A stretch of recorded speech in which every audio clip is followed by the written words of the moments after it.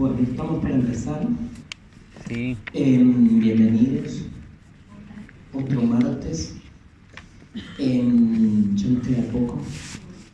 Y hoy nos toca una frase muy particular, sobre todo porque es una frase de un personaje al que en principio no lo adscribiríamos en el canon filosófico, sino que estaría por fuera de lo que se considera alguien, un hacedor de filosofía, ¿sí? Si es alguien que no está inscripto en el canon filosófico, es una buena pregunta hacerse cómo lo definiríamos.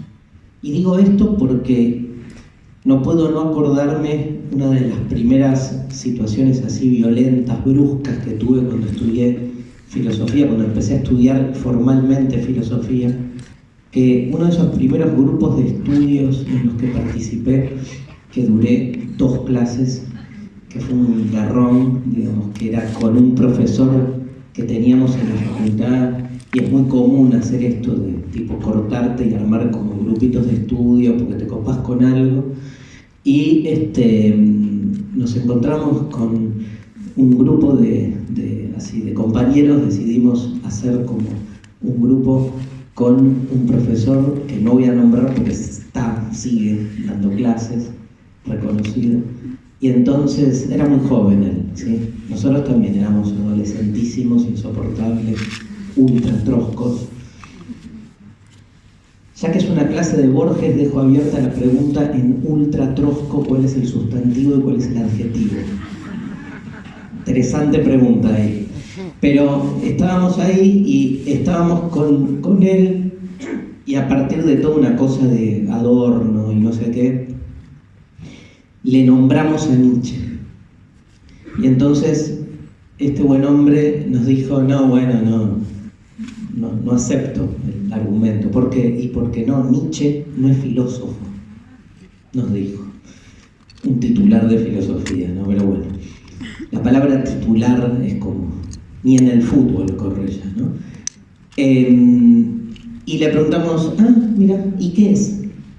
Y nos contestó, no, Nietzsche no es filósofo, es escritor.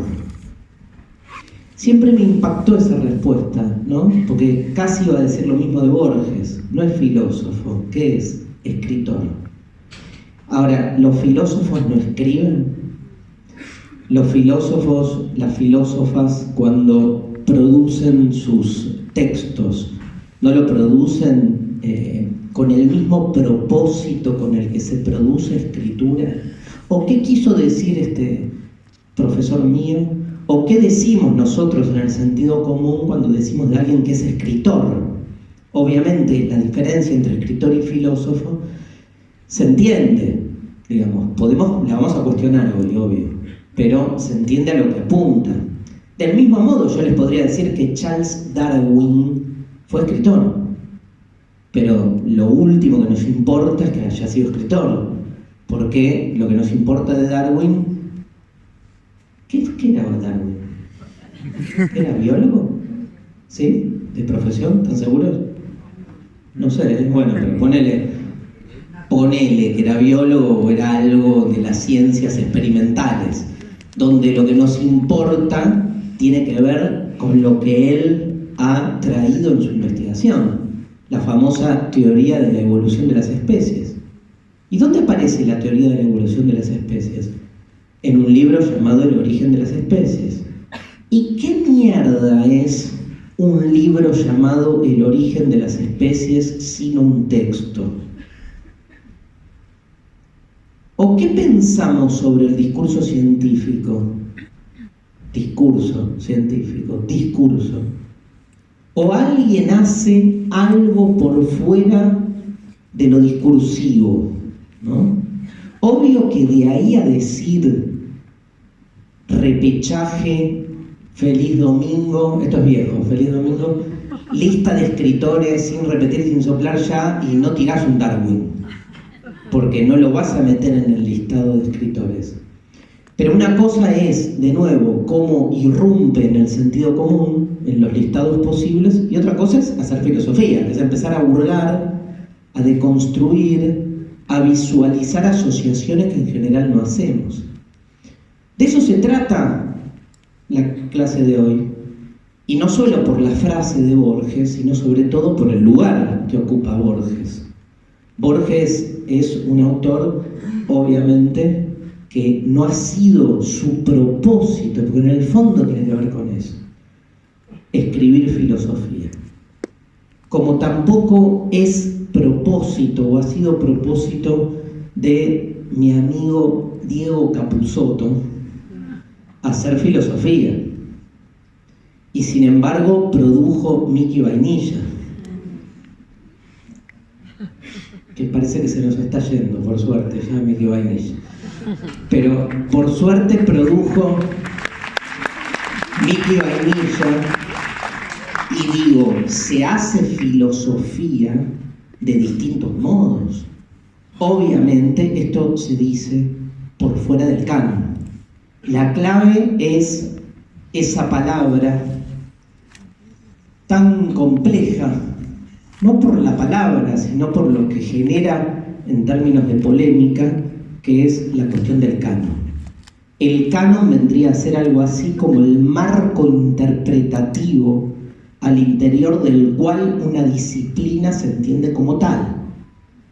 Y lo primero que hay que entender en relación a los marcos interpretativos, o sea, a los cánones, bueno, al canon, que el canon juega siempre una dualidad, típica dualidad. El canon es geminiano, tiene una dualidad insoportable, que es la siguiente, que por un lado el canon se presenta a sí mismo como representación real, correcta, verdadera, justa, pónganle el adjetivo que quieran, de un campo de conocimiento.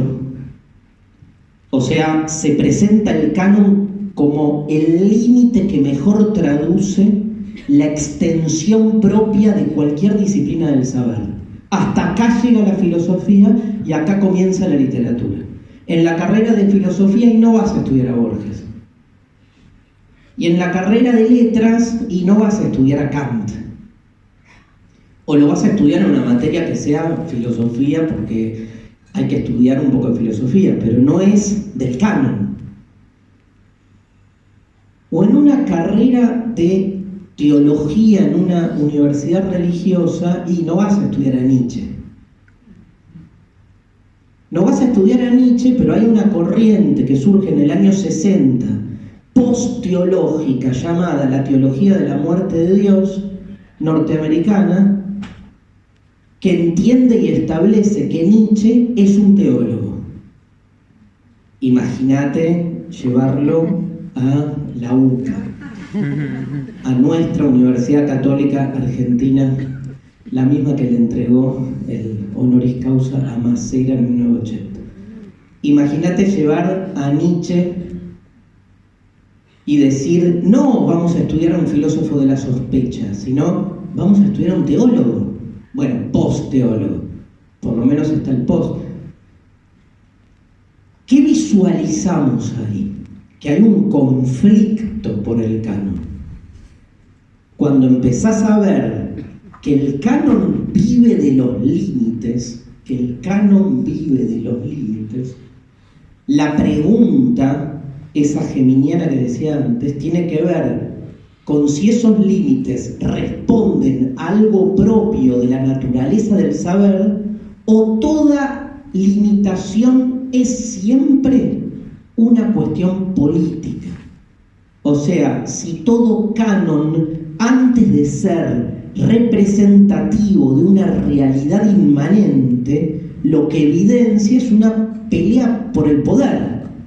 El poder por quien determina los límites de una disciplina, el poder por quien determina qué es hacer una disciplina, el poder que a la larga determina también quién se queda con las becas de investigación del CONICET, porque en el fondo también estás discutiendo eso.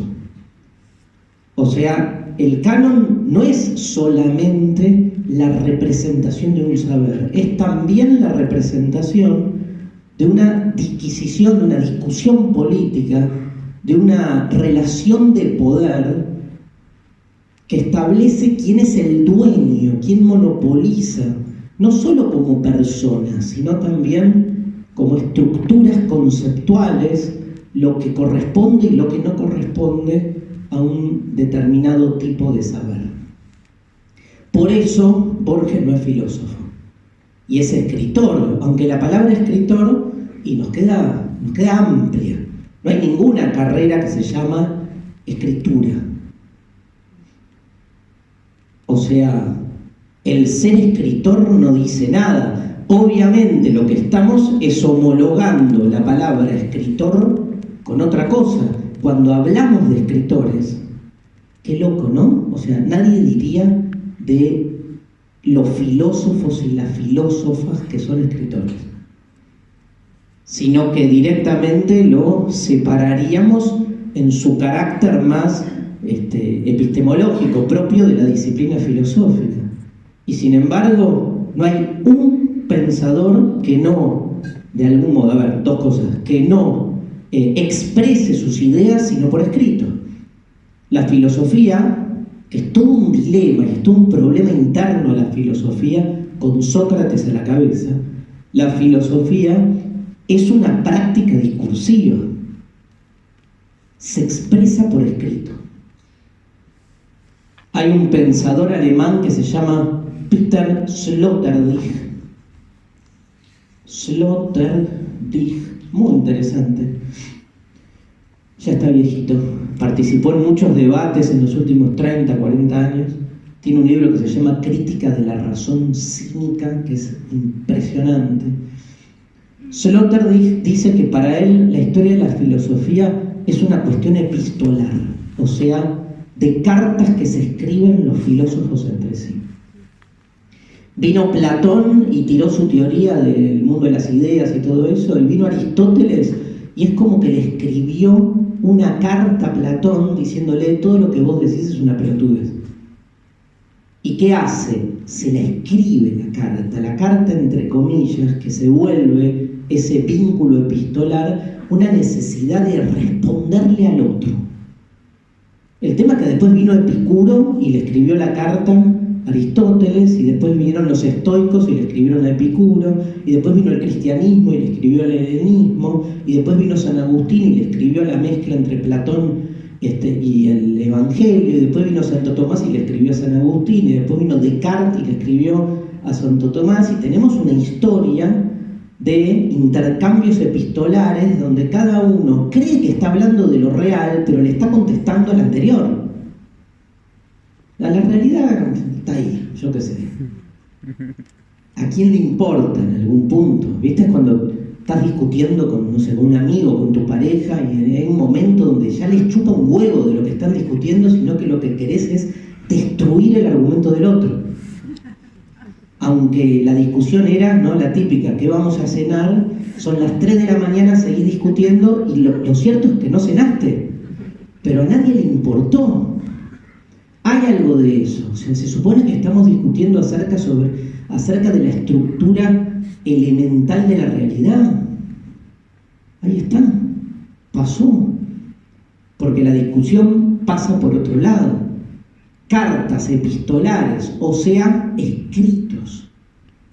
Y ahora en un segundo nivel, obvio que la filosofía siempre se presenta por escrito, pero en un segundo nivel, déjenme citar a un pensador francés que amo, llamado Jacques Derrida, que dice ni más ni menos que, dice esto, de la gramatología, un libro de 1967, dice: en el origen, en el principio, la escritura. Hasta hablar es una forma de escribir. O sea, cuando hablamos, escribimos. Piensen esa pequeñez nada más, que cuando yo estoy hablando ustedes me entienden, porque ustedes de algún modo reconocen cada una de las palabras que yo digo. Si ustedes reconocen las palabras que yo digo es porque tienen inscritas las palabras en una especie de iteración o de repetición que hace que ustedes reconozcan la palabra palabra. La reconocen porque la tienen escrita. Permanece autónoma y la reconocen. Siempre estamos escribiendo, no hace falta que la escritura tenga un lápiz o una computadora. Si no, sería genial, insoportable, que es que en cada acto de habla te estaríamos creando las palabras que utilizamos. Dioses, ¿no? Los dioses deberían hablar así, no repetirían un pomo, tendrían que estar todo el tiempo en ese acto originario, creativo, donde cada vez que hablan dicen lo nuevo, de cero. Impresionante, como estar acabando todo el tiempo. O sea, y que cada orgasmo no sea igual al anterior. Ya tener un orgasmo es una bendición.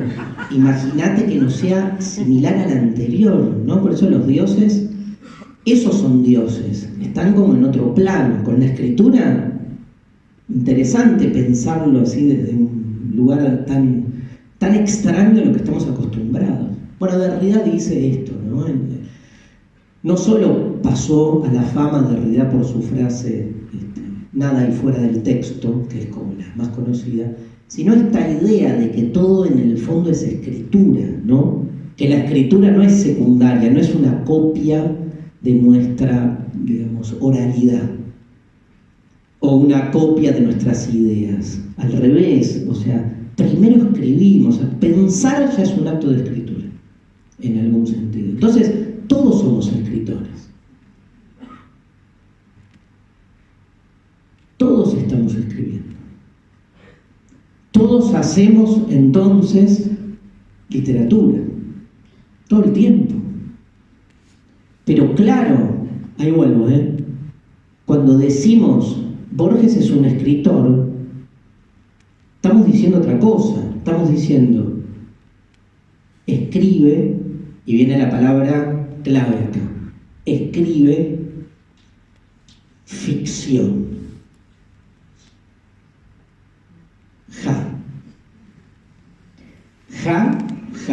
Delimitemos el campo de extensión de aquello que llamamos ficción. Borges escribe ficción, Platón no, que inventa el mundo de las ideas, donde nuestras almas van ahí y cuando retornan pasan por el río Leteo, que es el río del olvido, y entonces olvidan todas esas verdades que, digamos, con las que conviven en el topos Uranus, y ese alma se introduce en el cuerpito de un bebé que sale sí del garche, pero el alma se introduce habiendo olvidado todas las verdades, y entonces cuando vamos creciendo vamos recordando todo lo que vivimos en el absoluto. Por eso aprender a recordar, por eso un maestro es quien me ayuda a que yo saque de mí mismo lo que ya sé de antemano, por eso todo conocimiento es innato. Nunca te terminás de acordar todas las boludeces que sabías y cuando llegás, estás a punto de morir, llegás como el 99% del conocimiento, por eso cuanto más viejo, más sabio. Y al final, todos se mueren, ¿no? O sea, como en todos los relatos de literatura, y te morís, y si te portaste bien, no vas al purgatorio, que aparece en el Fedón, sino que vas y volvés a esa rueda insoportable, que es volver al absoluto para volver a encarnar en otro bebé en el año 3015. Eso no es ficción, gente. Es filosofía. Es filosofía. Despojen, obviamente si los hago votar, todo el mundo diría que es ficción. Bueno, despojen ese relato platónico, bien ficcional, mitológico, supercherístico, hasta ingenuo, hasta naif, o sea, el río del olvido. O sea, sacale todos esos elementos más propios del juego de la ficción. te queda igual una ficción. Digo, la ficción mayor no es el bebé que cruza el río del olvido. La ficción mayor es que hay otro mundo. ¿Creaste otro mundo, hermano? Nietzsche lo señala y le dice, el origen de la decadencia. Ahí, ¿creaste otro mundo? ¿Eso no es ficción? ¿No seguimos todos creyendo que hay una realidad más perfecta que la nuestra? Está bien, yo no, muchos de acá tampoco, pero sigue existiendo el cristianismo. Y desde un punto de vista no religioso sigue existiendo una idea, ahí vamos llegando, metafísica de la realidad, donde se supone que hay algo más. ¿Que hay algo más? ¿Eso no es ficción? O sea, ¿dónde hay más ficción? En Funes el Memorioso, un cuento de Borges, incluido en el libro Ficciones, que cuenta la historia imposible de un ser, Irineo Funes, uruguayo, 19 años, que vivía en Fraiventos, que recordaba todo lo que experienciaba, lo recordaba a van la letre, hasta volver insoportable su propia existencia, porque su memoria era superior a lo que estaba viviendo. ¿Dónde hay más ficción? ¿En ese cuento o en Platón? Y sin embargo, todo dice, Funes, boludo, o sea, no existe un ser así, pero hoy existe Internet, que es medio Funes. Y Platón, lo increíble del platonismo, del aristotelismo, ya me voy a meter con otros relatos ficcionales como la dialéctica hegeliana, por ejemplo. La seguimos, no sé por qué, creyendo como que hablan de algo de lo verdadero, de cierta aproximación a lo real, o del ordenamiento de las cosas. La clave es la distinción que siempre propone la literatura entre lo que es ficción y lo que no. Planteo la pregunta al revés. Dice Borges, no dice Borges, escribe Borges un cuento en el cual se cuenta la historia, ahora lo vamos a ver, de un planeta en el cual su filosofía o su literatura, o como quieran, entre otras cosas, contenía este rasgo, que en ese planeta, en esa cultura que no es la nuestra, la metafísica era una rama de la literatura fantástica. Dice Borges muy irónicamente, porque nos está diciendo, no en nuestro planeta, en otro. Después el cuento termina que ese otro planeta es el nuestro, pero ya les cagué el final igual. Después retorno a ese punto. Pero digo, crea una cosa ilusoria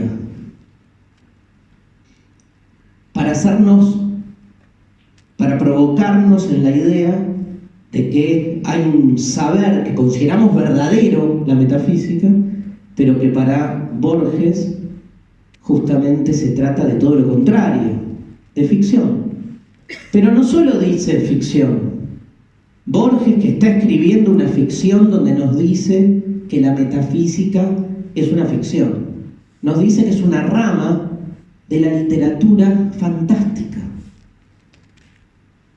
Pregunto, ¿hay ficciones que no sean literatura fantástica?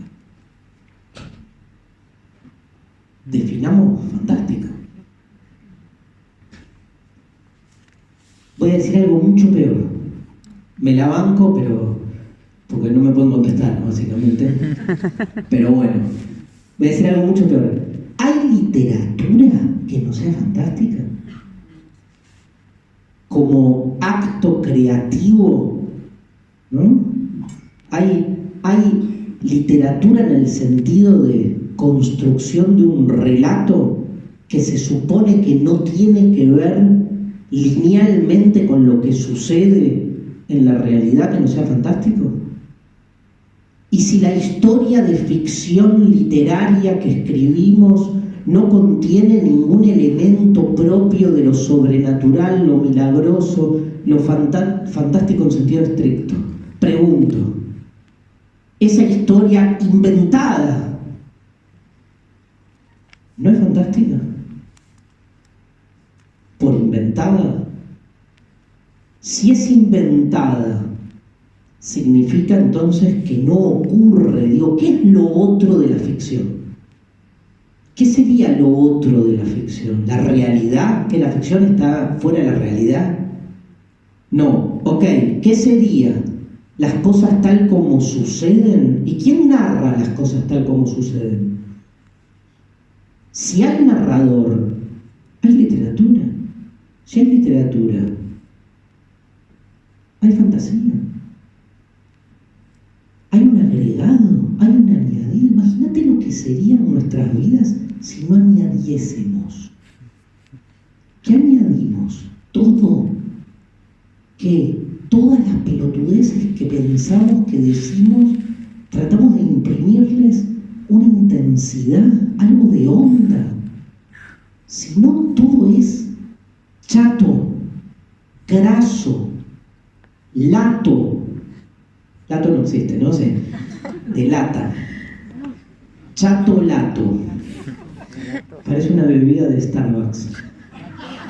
Pero le tenés que poner algo. Le tenés que poner algo. Pero le tenés que poner algo a lo que, che, ¿cómo te fue a la mañana? No, bien. ¿Viste esa gente con incontinencia? Con incontinencia verbal, pero incontinencia. Es como que entonces todo te lo cuenta y te lo cuenta y te lo cuenta, y es como, vos decís, es demasiado, es un viaje en colectivo. Y nada del relato parece tener como una contundencia, y sin embargo ya hay un editing, ya hay una construcción ahí que está buscando algo. Aparte, piénsense ustedes cuando están contando lo que sea, entran en una cadencia, ¿no? En un ritmo, donde el ritmo es, como dice Borges, ¿no? Digo, al final, Borges en un cuento que si tenemos tiempo necesito analizar en relación a la frase, que se llama Tema del traidor y del héroe. En ese cuento dice, no solo la historia copia la historia, sino que a veces la historia copia la literatura. Y quiero retomar esta idea de hasta qué punto nuestras propias historias entran en cadencias, en ritmos literarios. Nosotros, cuando hablamos de nosotros mismos, estamos casi como dramaturgos de nuestra existencia contando un guión. Somos malísimos, ¿no? Por eso la depresión generalizada. O si somos buenísimos, todo bien, por eso nos creemos tipo dioses, ¿no? Pero, digamos, pero incluso cuando uno quiere ser neutral, uno también es escritor. O, y no me quiero meter en este tema, pero me meto, pero lo abro y lo dejo. O vamos a creer que una crónica no es tan bien literatura, no es tan poco literatura. O vamos a creerles a los que dicen que son objetivos. O no vamos también a decir que si la metafísica es una rama de la literatura fantástica. Pregunto, pueden decir sí o no, pero no importa, para adentro. ¿El periodismo no es también una rama de la literatura fantástica? ¿No le pone un poco de más? Después se dan vueltas, ¿no? Que son ávidos escritores que tienen la capacidad flexible y maleable de reacomodar su relato. Digo, a ver, es Introducción al psicoanálisis barato 1, ¿no? Aquel que está todo el tiempo señalando que el otro construye relatos es el primer chamullero, ¿no? El primer relator. El que ve a todo el mundo mintiendo lo ve porque es un mentiroso de acá a la China. O sea, hay algo ahí que se juega también en el modo en que la construcción supuesta de objetividad no deja de ser también una forma literaria. Y ahora sáquenle toda la cosa más cargada que le pude haber metido yo. Que estamos cargados, obvio. Descarguemos. El periodismo también es un género literario. O sea, también es literatura. No nos olvidemos de ese aspecto.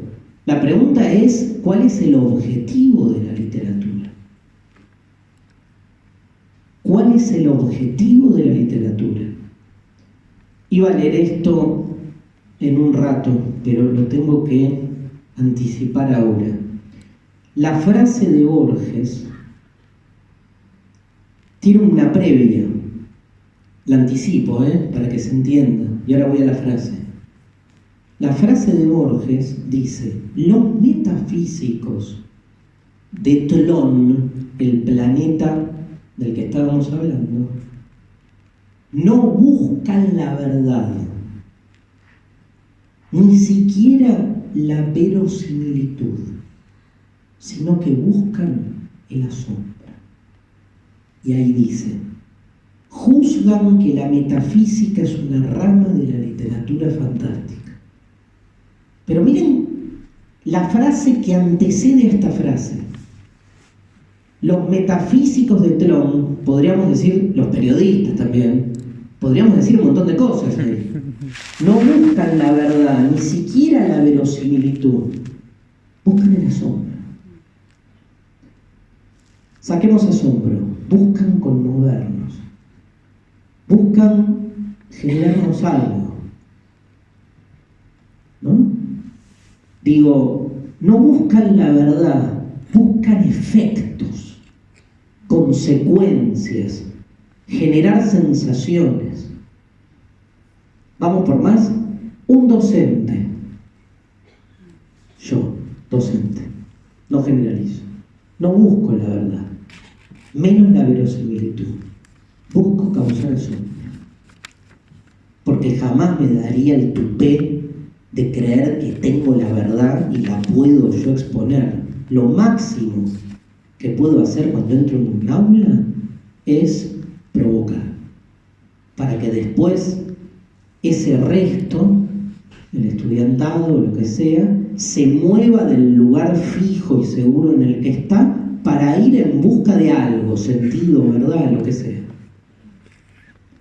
Nietzsche dice: la verdad es una cuestión retórica. ¿Qué es lo verdadero? Lo que más me convence.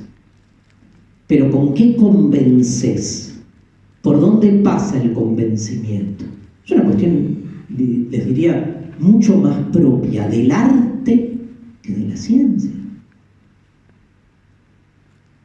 ¿No es la filosofía, no está la filosofía más cerca del arte que de la ciencia?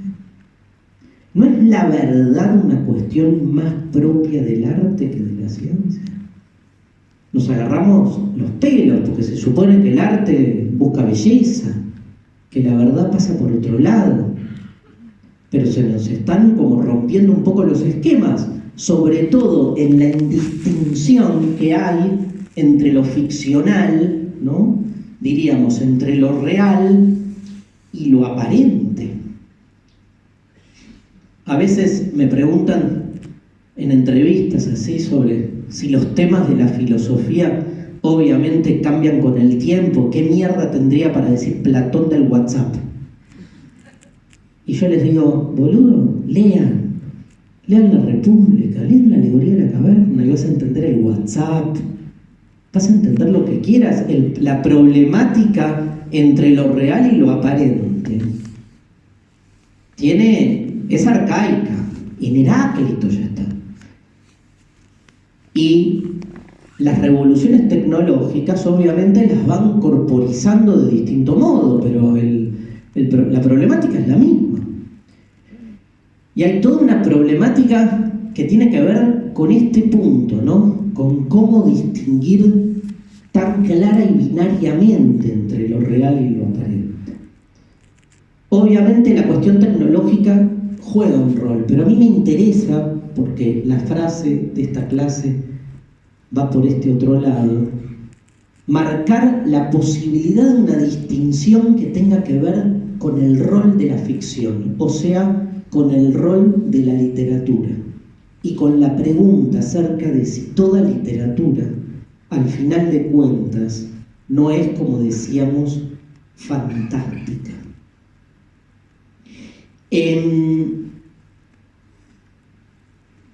Vamos a la frase de frente.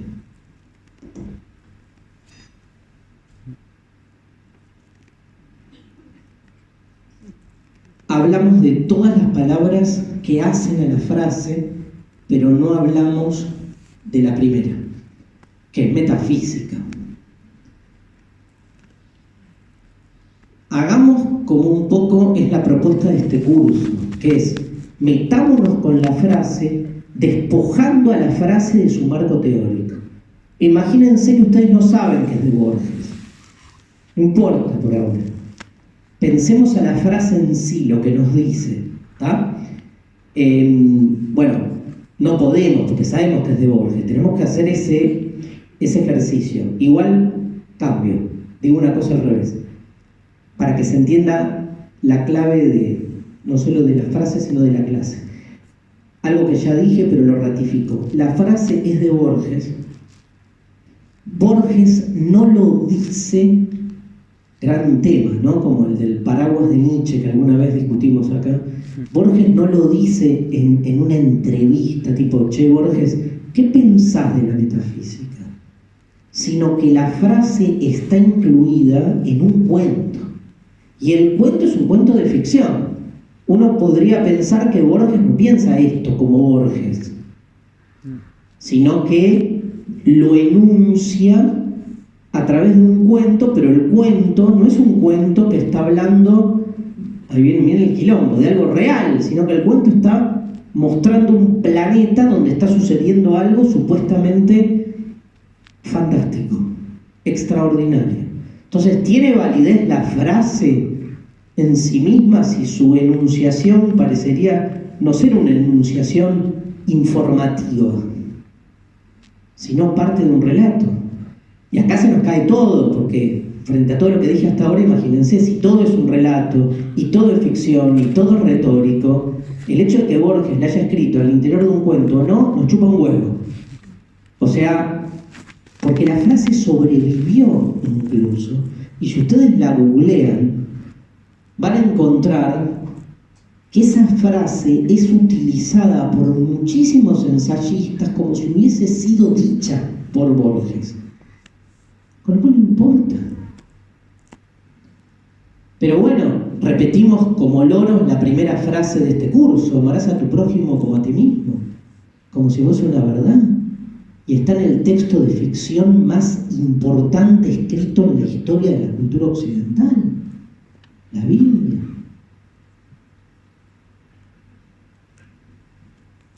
Qué loco, ¿no? Probablemente para la mayoría, sino para todos los que estamos acá, la Biblia es un texto de ficción. Pero claro, ¿cuál es la diferencia? No es su propósito. El que escribió la Biblia, los que escribieron la Biblia, no hicieron como Borges, que escribió cuentos, los editó en un libro llamado Ficciones, aparte, mirá cómo lo llama el libro. Aparecen primero, son en realidad dos libros que se juntan y terminan con el título, creo que es de 1944, Ficciones. Borges tiene un propósito. El propósito es, che, escribí un cuento fantástico en un libro que se llama Ficciones, tomá, compralo.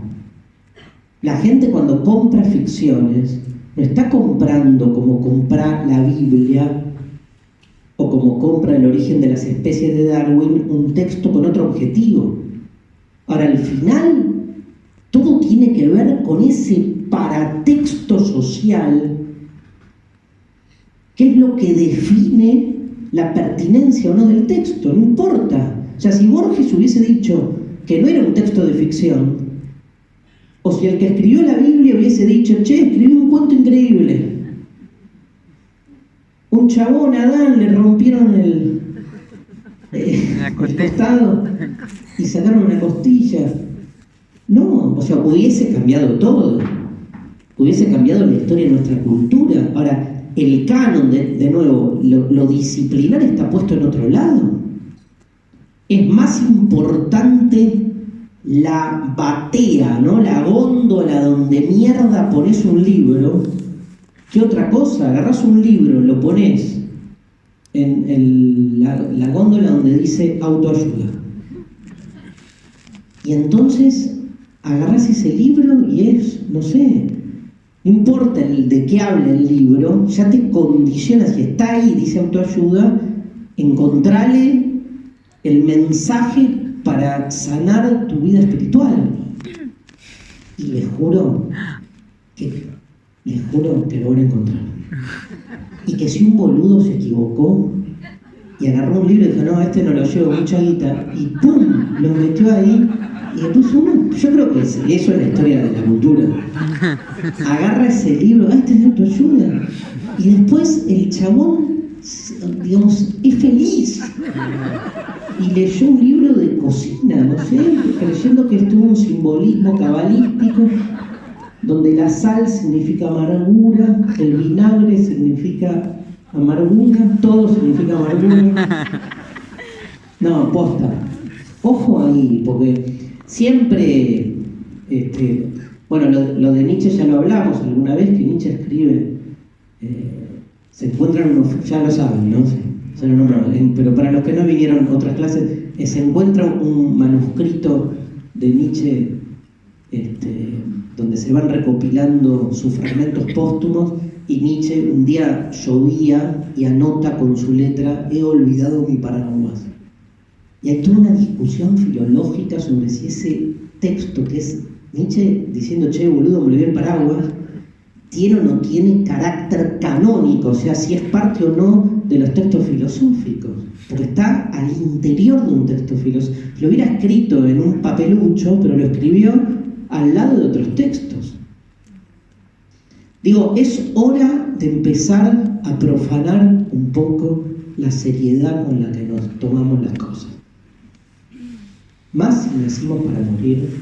No tiene ningún sentido tomarse las cosas tan en serio, por lo menos tomémosla con literatura, que es, digamos, nada, la agrandás, la degradás, pero le agregás. Hay un agregado ahí que queremos entender por dónde pasa.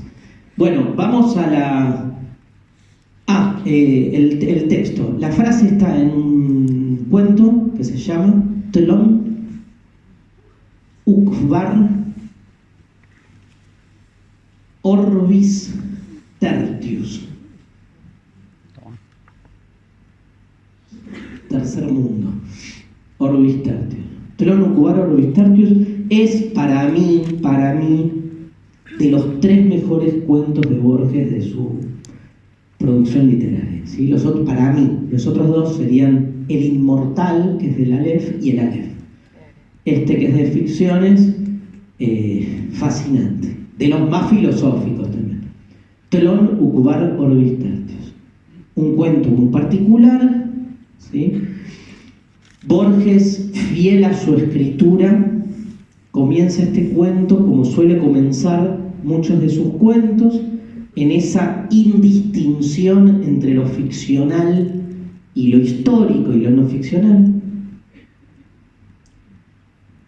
A veces te pasa eso con Borges, que si no conoces el código no entendés, porque el chabón está hablando en primera persona y está todo el tiempo mezclando citas comprobables históricamente de cierta literalidad con citas más bien inventadas.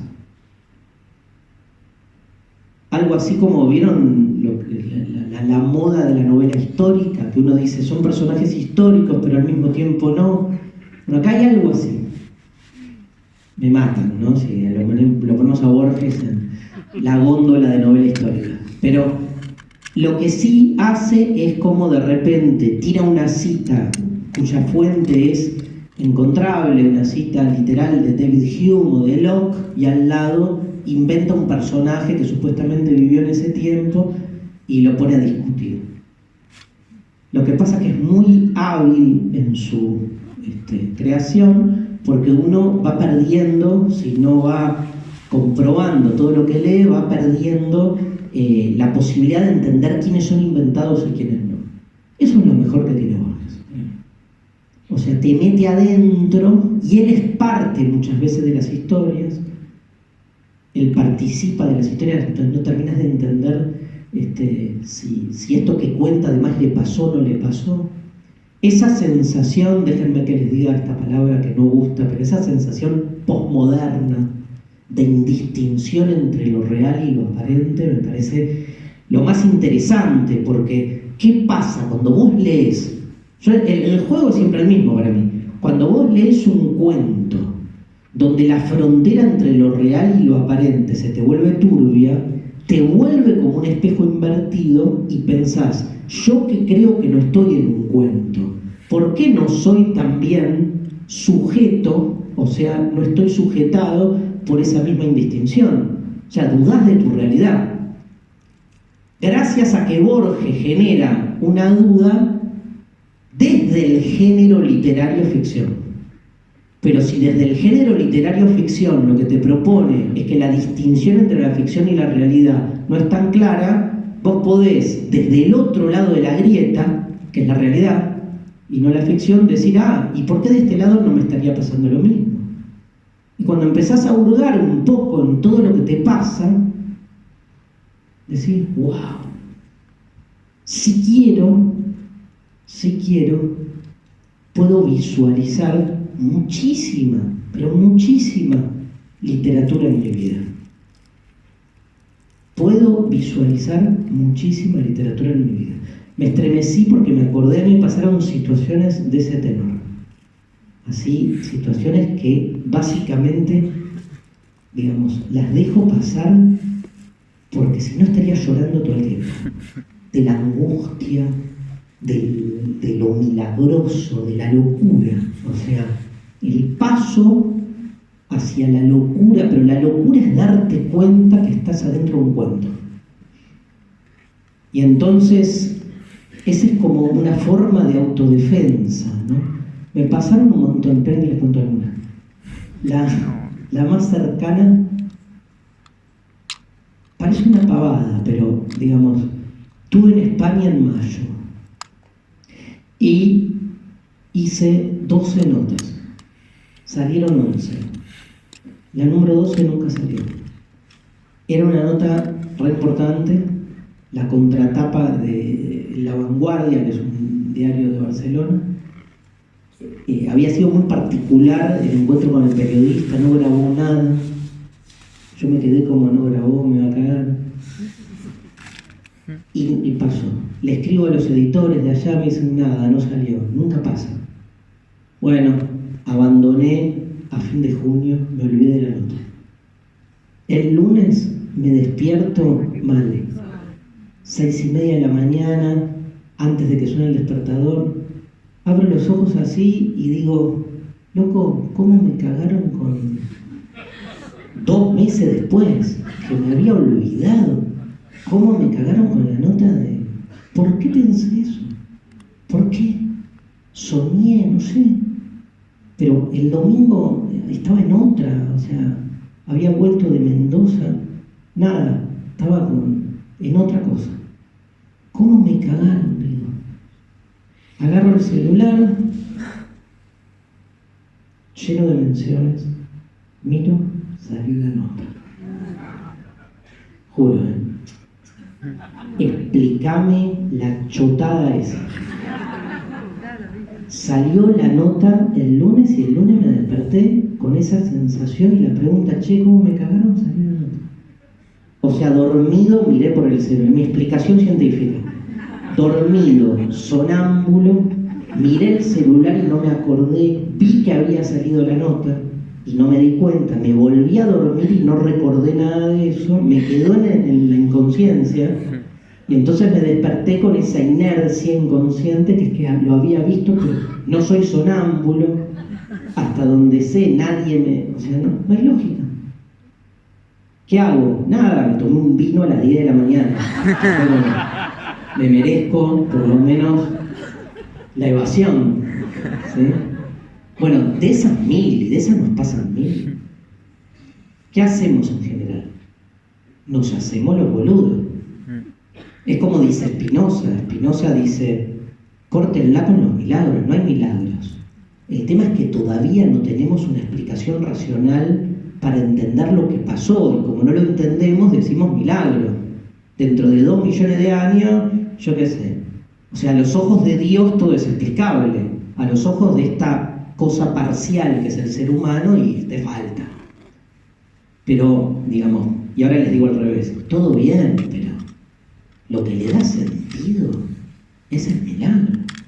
Lo distintivo en una vida tan efímera, tan chota, tan grasa, tan lata. Creo que existe, bueno, Sí. la tosa. La tosa, no, pero es lata No, de la tosa. de latón. Dicen acá que es como Platón sin P. Bien. O sea, está bueno agregarle algo. Yo me quedo con, wow, sincronicidad, ¿no? Empiezas a poner palabras metafísicas. Solo una explicación metafísica te puede dar sentido a que te levantaste. ¿Por qué metafísica? Porque no hay ninguna comprobación empírica que te pueda demostrar algo. Esa sincronicidad, casualidad, urdimbre destinal, me encantó. Pero, ¿de dónde mierda sale? ¿O cómo lo demostrás? Es como, debería haber un mapa de relaciones causales que uno no ve, como que uno va metiendo la lupa con cada vez más gradación, y entonces dices, ahora veo pero hay un punto donde no la ves. Y lo que llamamos el sentido común, como que borra todo eso. El sentido común es apagar la tarjeta, vence el gas, digamos, y el discurso del sentido común es un discurso lato, craso, chato, banal en ese sentido, que no permite, no por banal por superficial, banal por unilineal, porque no permite contradicciones, por decir así, ¿no? Contrastes, por decirlo de otro modo. Y ahí aparece la metafísica. ¿Qué es la metafísica? Vamos a la palabra y después volvemos al cuento.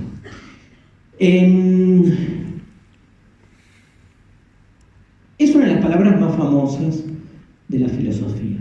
También es una palabra que ha sido es muy polisémica, es objeto de muchas definiciones. Yo la he escuchado de distintos usos.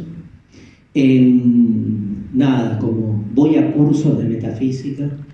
¿Y qué haces? Medito. ¿Medito qué es? ¿Me edito? No, medito y alcanzo una conexión metafísica con la otredad. Ok, ¿está claro? Vale, el uso vale siempre. O sea, son usos que se le da, la palabra trascendió, obviamente, y por suerte, les diría, su uso filosófico. Si uno va a un diccionario de filosofía, ya hay toda una definición, pero también es cierto que Kant la usa de un modo, Descartes de otro, Aristóteles de otro, Marx de otro. Todo el positivismo cuestiona la metafísica. Heidegger dice que no se puede salir de la metafísica, pero cada uno la está definiendo de modos muy distintos. Hay un libro de Aristóteles que se llama La Metafísica, que tal vez es el libro como más famoso, más emblemático. Ese libro de Aristóteles, les cuento que Aristóteles en ninguna parte del libro utiliza la palabra metafísica. ¿Por qué se llama metafísica? No tiene sentido. Es más, no le pone el título. Aristóteles no le pone el título metafísico. Ustedes saben que hay gran parte de la obra de Aristóteles que es una recopilación como de apuntes que hacen sus alumnos. Parece que ahí en la antigüedad tardía estaban todos los libros de Aristóteles y libros que se adjudicaban a él, recuperados de Aristóteles. Estaba la física de Aristóteles, uno de los libros claves. Física significa Physis significa naturaleza, o sea que física era el libro sobre la naturaleza. Y había un libro que hablaba sobre la filosofía primera, que hablaba sobre el ser y la nada, que hablaba sobre el fundamento último de las cosas, donde Aristóteles, más allá de lo físico, planteaba todo un desarrollo sobre cuestiones que iban más allá de la física. Ese libro, y este es el dato de color, estaba puesto al lado del libro de física. Meta es más allá. Entonces parece que le pusieron metafísica posta, Aparte, estas son las explicaciones que valen. ¿Por qué se llama metafísica? Y porque estaba más allá que el libro de física. Y entonces le quedó metafísica.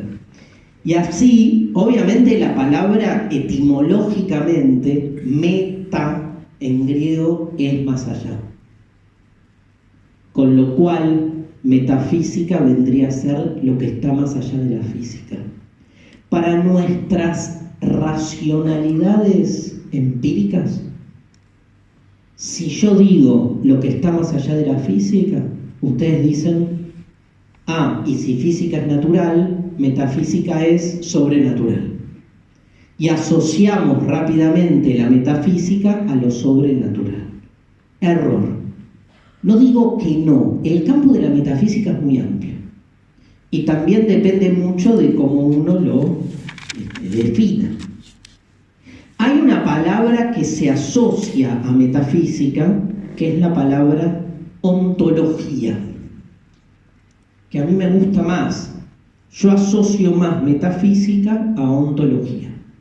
No digo que esté mal el uso del término metafísico para hablar de cuestiones sobrenaturales, vale también, pero habría que restringirlo también, o explicar por qué lo usamos. Cuando uno dice, como dijimos en el debate sobre la ley del aborto, que es una cuestión política y no metafísica, lo que estamos diciendo es que la discusión no puede caer en grandes concepciones filosóficas sobre lo que es la vida, porque esas grandes narrativas filosóficas en el fondo no se terminan de sustentar en una comprobación objetiva, porque la objetividad no existe, y entonces termina siendo fe contra fe, o termina siendo relato contra relato. Entonces la propuesta es, sigamos discutiendo relatos metafísicos. Yo vivo de eso, está buenísimo. Vivo de eso, no solo gano plata, sino vivo de eso en el sentido de que es lo que... O sea, yo si no hago metafísica es como que estoy vacío. O sea, no me hago otra pregunta que no sea metafísica, aunque cuestiono toda metafísica. Pero mi tensión así erótica está ahí. O sea, cuando Derrida dice no hay nada afuera del texto, a mí lo que me excita es ese nada. No hay nada, quiero eso. Pero no hay nada fuera del texto, dame eso. Pero no hay eso que no hay, lo sigo buscando. Vamos por ahí. O sea, obviamente, ¿qué es la vida? ¿Qué no es la vida? Si el feto está vivo o no está vivo, el alma y la conchinchina puesta ahí. Es un debate que a mí me fascina. Me resulta un debate fantástico. Pero que no se mueran más mujeres en los abortos clandestinos. Digo, es otra cosa. En todo caso, el debate, que no da a entrar ahora en eso. Pero digo, la discusión es otra si querés ahí. Pero cuando remarcamos la palabra metafísica, estamos discutiendo concepciones acerca de la vida y de la muerte, que no se dirimen de manera científica. Digo esto y es un quilombo porque Heidegger, ¿sabes lo que dice Heidegger? Que el lugar donde más se hace metafísica es en la ciencia. Y te recaga, porque uno está acostumbrado a pensar la ciencia como opuesta a la metafísica. Ahora vamos a ver cómo la define Heidegger, que es la que más me gusta, a la metafísica. Pero en principio, asociemos metafísica con ontología. ¿Conocen la palabra ontología? Sí. No. Bien, se las presento. Ontología. Un gusto. ¿De dónde viene? ¿Saben? No. Logos, razón, discurso, ¿sí? Es muy interesante el uso de la palabra logos en todas estas disciplinas. Logos en griego significa razón. Razón significa que ya hay un modo de ordenar lo que sea a través de una lógica. De logos viene lógica. Si yo digo biología, digo, estoy tratando de darle lógica, de encontrar una lógica a la vida. Esa lógica significa un esquema sistemático, ordenado, que vaya explicando lo que es la vida y su derivación. Todo aquello que es, digamos, que está cualificado por el logos, es como que viene el logos, viene la lógica y hace de cualquier cosa un hecho lógico, un hecho ordenado, racional, explicable. Por eso es genial la palabra teología, que es darle lógica a Dios, o sea, a lo ilógico. Pero se lo ordena de tal modo que decís, existe, y sí, si te lo presentan desde el punto de vista lógico, te la comés. Todas las disciplinas científicas buscan imprimirle logos a las cosas. Ontología, sinónimo de metafísica, ontología, viene del griego onto, que significa lo que es.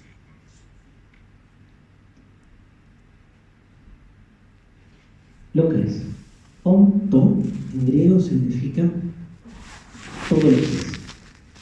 Onto es, en castellano, ente, una entidad. Es lo mismo. ¿Qué es un ente? Lo vimos en la clase pasada. Todo lo que es. ¿Qué es la ontología? El estudio de lo que es. ¿Y cómo estudias lo que es? ¿Qué estudias? Todo. No, dice Aristóteles. La ontología es el estudio de lo que es en tanto que es. O sea, eso hace la metafísica. Estudia el ser en tanto ser. Por ejemplo, este micrófono es un aparato de mierda por donde se amplifica la voz.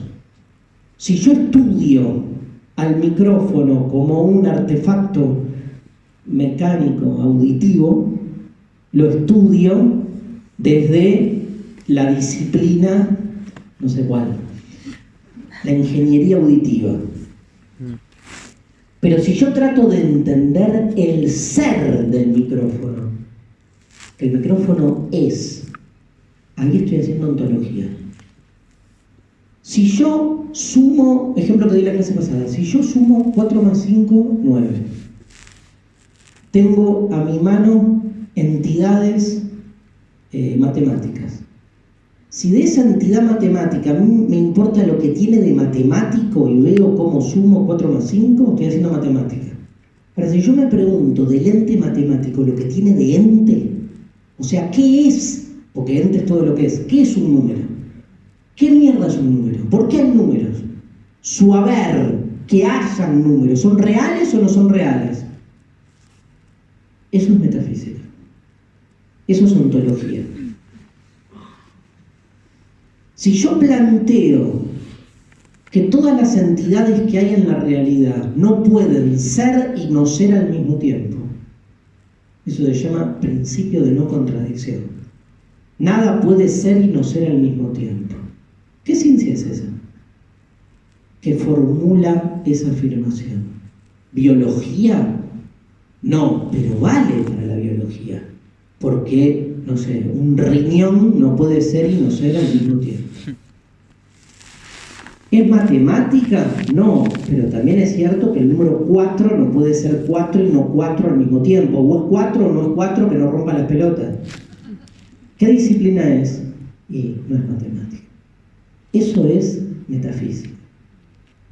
La metafísica es una disciplina que queda en una zona de ambigüedad, porque es como que no es directamente una disciplina científica que trata de objetos empíricos, sino que trata de los marcos al interior de los cuales los objetos se manifiestan.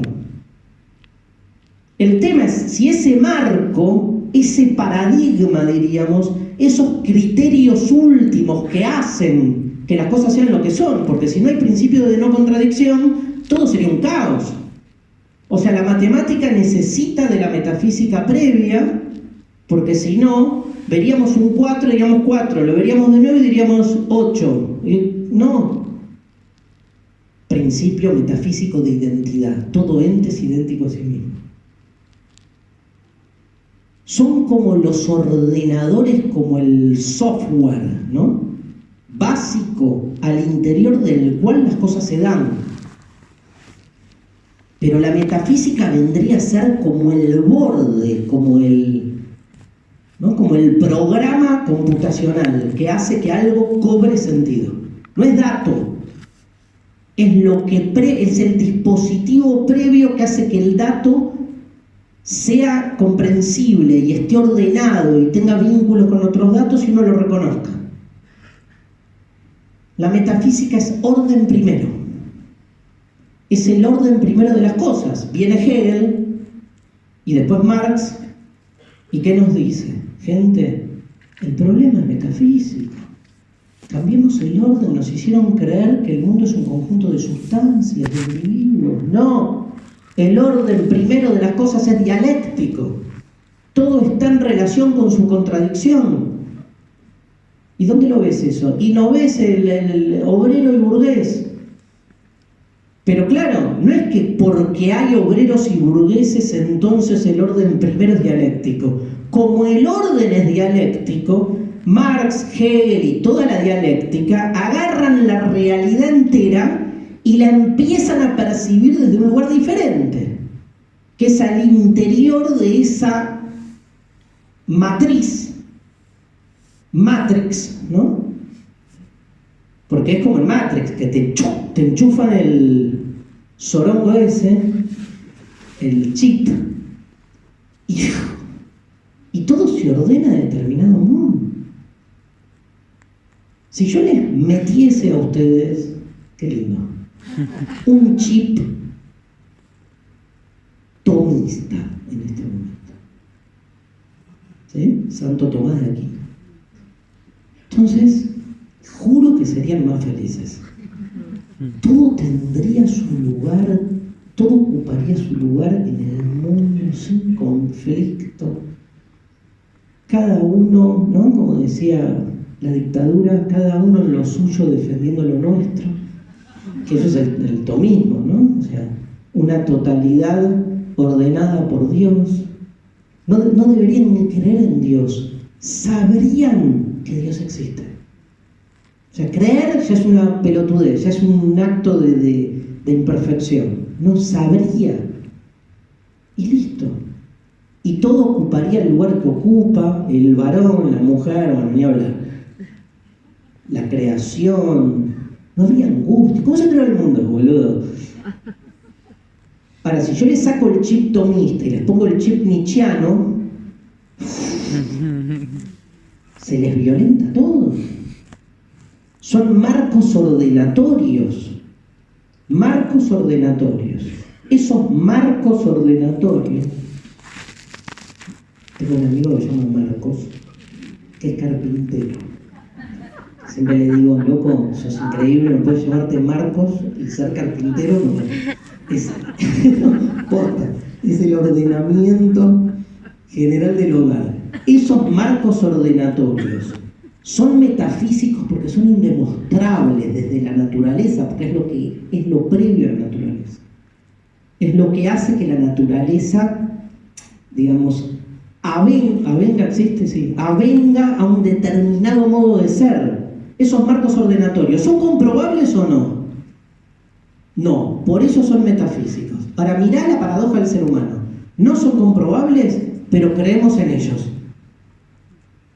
¿Por qué Heidegger dice que la ciencia es metafísica? Porque toda la narrativa científica supone un marco ordenatorio al que le damos credibilidad. Perdón que dé el ejemplo más pelotudo del mundo, pero lo di la clase pasada también. Pero todos suponemos que cuando vemos, vemos. Y que lo que vemos es real. O sea, confiamos en los ojos.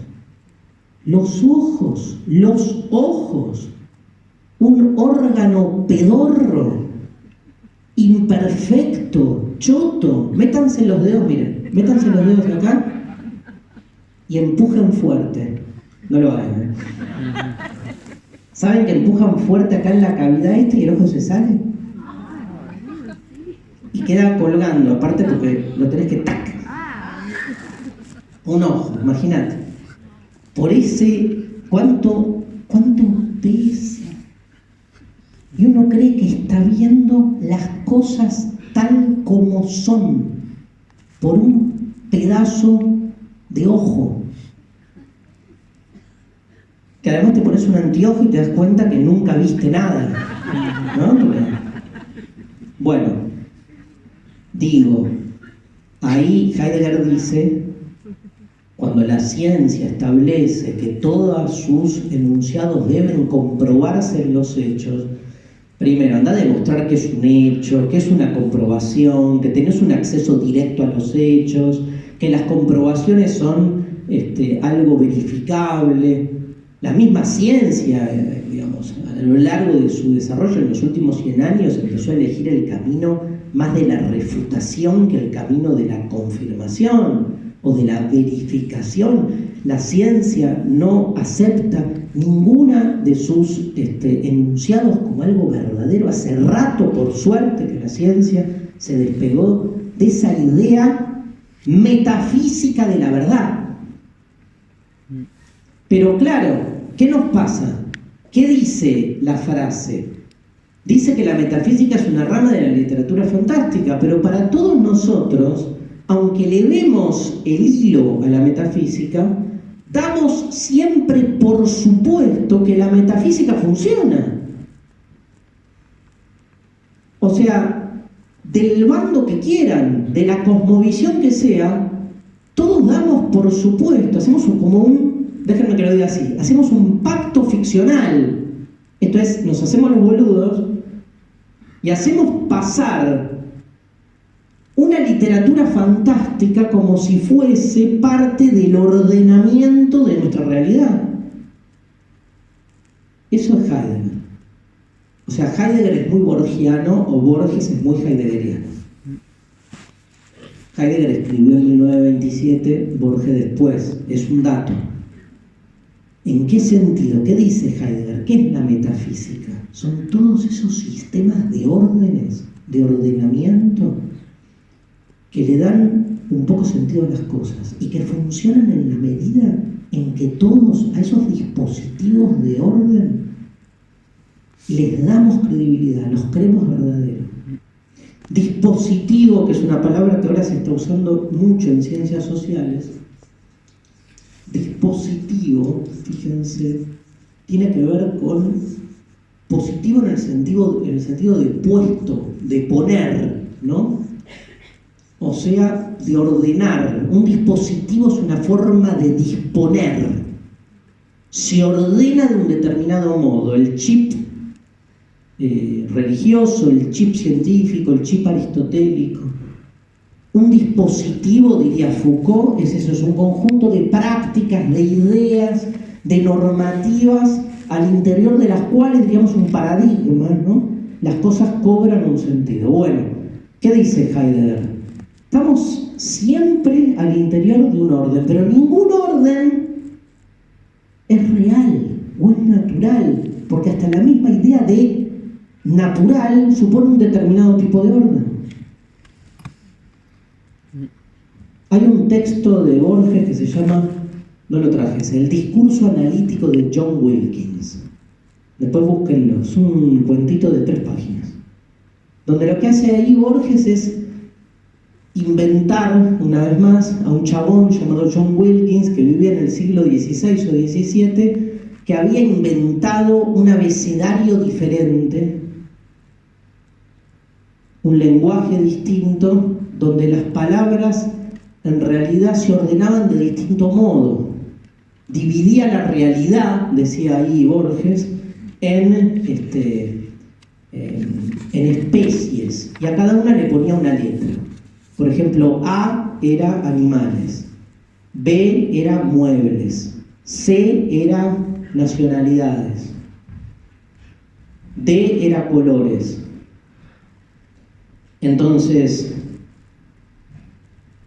digamos, al interior de cada uno, o sea, esas letras después iban conectando con otras letras e iban configurando así cada una de las entidades, donde cambiaba la forma en que se construía el lenguaje y la realidad entonces tenía otro tipo de, digamos, de estructura. Íbamos armando con un lenguaje palabras para nominar diferente a como las usamos nosotros ahora. Si yo juntaba la A con la R, la C, la T y la U, una cosa así, como todas esas letras referían a un ordenamiento distinto de las cosas, por ahí, para decir que hoy hacía mucho frío, juntaba las letras distintas.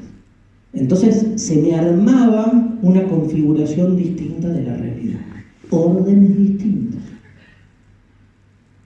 Eso es, y ahora sí, de frente el texto, Tlön Uqbar Orbitatius,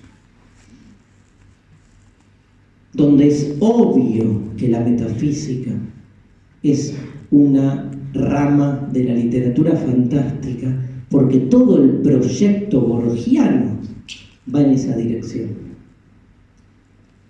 De lo que se trata es siempre de la misma tensión. Es ese lugar de tensión entre darnos cuenta de que la cosa es impostada y tratar de olvidar la impostación. Tratar de siempre olvidar ese estado de lucidez. Borges nos propone un estado de lucidez en demasía. Cuando nos dice que todo en el fondo es una construcción literaria fantástica, nos mete el dedo en el orto, porque nos está diciendo que en realidad todo lo que hacemos no deja de suponer una metafísica que nos ordene y por lo tanto una fantasía. El cuento comienza en una quinta, creo en castellano. Borges y Bioy Casares están al pedo, tomando un té, charlando boludeces. Y Bioy Casares, hombre real y personaje del cuento, el mismo Bioy Casares, le dice algo así como que en realidad hablaban de un espejo.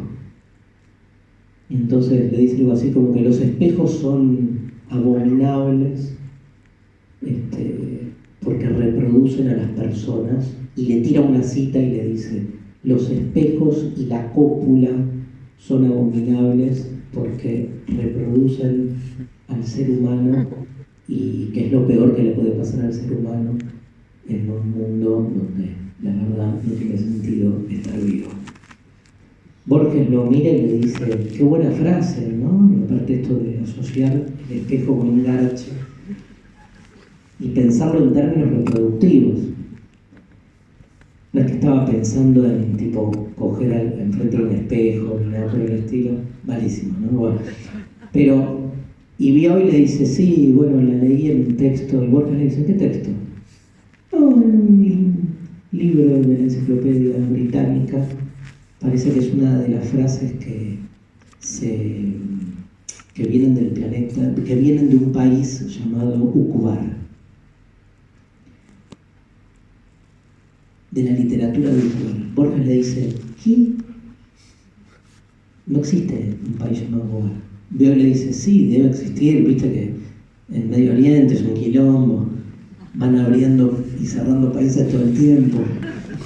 Nada, no existe. Sí existe, boludo, le dice Bioy, que nunca en su vida dijo boludo, ¿no? Bioy Casares.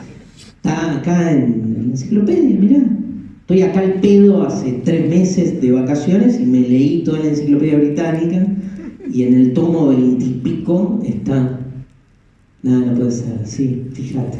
Va, agarra, que no le sonaba, no googleó, no, era. Claro. Lo más fácil para saber si un país existe o no es ver el ranking de la FIFA. Ahí están todos los países. Ucbar no estaba, entonces él trata de encontrar esa página. Bueno, la hago corta porque es larguísimo el cuento, divino, pero es como que digamos, hay un ejemplar de la enciclopedia británica que estaba en esa quinta que tenía 4 páginas agregadas. Era un ejemplar único. Después cotejaron con otros ejemplares y esas 4 páginas no existían. Estaban ahí por algo, les tocó a ellos. Como nos toca a nosotros hoy escuchar esta pelotudez, o como me tocó a mí despertarme, o como les va a tocar a ustedes, el milagro. El tema es si le doy bola o no. Borges no hace otra cosa que ser un tipo sensible a esto y entonces encuentra esas 4 páginas de más donde increíblemente cuentan la historia de un país inexistente llamado Ucbar. Leyendo la historia de Ucbar, te enterás que Ucbar está en un planeta llamado Tlön, que tiene una especie de enciclopedia que es Orbis Tertius, que es como el libro de la sabiduría, y lo que hace es, en el cuento, narrarnos Borges las características de un país-planeta, características imposibles para nuestro mundo empíricamente conocido. Por ejemplo, hay un montón de cosas, pero es fascinante. Hay muchos estudios que se han hecho del cuento porque, o sea, el tipo se toma el trabajo de inventar un planeta entero con toda una forma de pensamiento muy diferente a la nuestra. Muy distinta, que obviamente te va cambiando la perspectiva. ¿Vieron la película, una de las mejores películas que vi en los últimos años, Arrival? Bueno, búsquenla, Arrival, La Llegada, creo que es en castellano, que es la historia de una traductora, justamente, que la ponen a tratar de decodificar el lenguaje de unos extraterrestres que llegaron y que nadie entiende qué mierda están diciendo los extraterrestres, que hacen tiran como unas cosas así medio parece tinta de calamar. Y entonces la mujer, que es traductora especializada, trata de decodificar el idioma. Y cuando empieza a entender el idioma del alien, la tesis es que los lenguajes construyen realidad y que ese idioma tan extraño, cuando la mina lo iba incorporando, lo que le iba cambiando era su percepción de las dimensiones en las que estábamos acostumbrados. Básicamente le permite empezar a salirse de la linealidad del tiempo, solo entendiendo un idioma. Porque el lenguaje crea un mundo. Y entonces, al entender ese lenguaje, le cambia su perspectiva temporal y ve lo que no tiene que ver, porque ve el pasado, ve el futuro. Y entonces, bueno, veanla, que es tremenda. Tuvo una relación con una hija que ya ve lo que no tiene que ver. Entonces, en función de esto, digo, en Tlön pasaba eso. Nos cuentan las características de un planeta donde, por ejemplo, dice no había sustantivos. Un dato al estilo. No había sustantivos. ¿Cómo te imaginás un planeta sin sustantivos? Bueno, nada, no importa, un problema menos para análisis sintáctico. No, claro. Si no hay sustantivo, no hay identidad. Si no hay identidad, nadie es idéntico a sí mismo. Si nadie es idéntico a sí mismo, yo ya soy otro. Si yo ya soy otro, no me hago cargo de la boludez que dije hace 2 segundos. Pero cambia la perspectiva de lo que es una persona, porque la persona supone continuidad. Para que haya continuidad tiene que haber identidad, para que haya identidad tiene que haber sustancia, algo sustantivo, pero ahí no hay sustantivo. No existía, dice, la palabra luna. Hago un ejemplo, ¿no? Va relatando. En vez de luna, se construye la idea con adjetivos y verbos. Entonces era redonda, blanca, rotaba, alta, y entonces luna, ¿no? En tu traducción, pero en realidad, y además, en realidad, tenías que entrar en el idioma de los tlonenses.